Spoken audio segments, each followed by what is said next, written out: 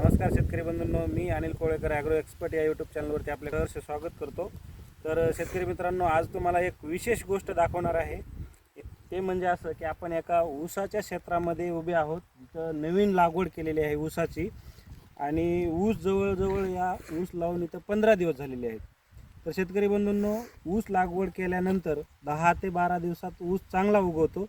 पण काय होते, आता ह्या जमिनीमध्ये थोडं पाणी साचून राहते।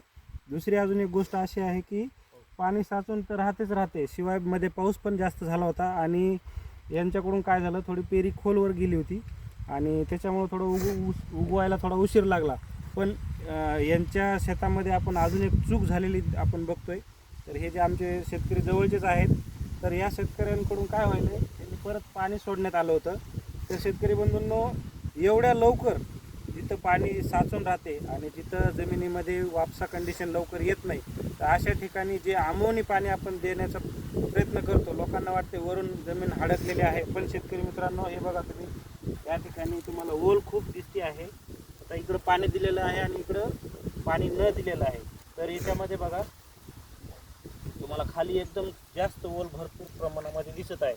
तर हे ओल असताना सुद्धा आपण पाणी देणं खूप चुकीचं आहे। हे बघा सर, आणि हे बघा असं डायरेक्ट चिखलाचा गोळा असा होत आहे। तर एवढी ओल असताना चुकूनही पाणी देण्याचा प्रयत्न करू नका, त्याला थोडा वेळ द्या, जेणेकरून काय होईल की वापसा कंडिशन चांगली आल्यानंतर, जमिनीला भेगा पडल्यानंतर मगच पाणी द्या नवीन लागवडीला। आणि ज्यावेळेस लागवड मोठी असेल त्यावेळेस त्याला पाणी द्यायला काही हरकत नाही।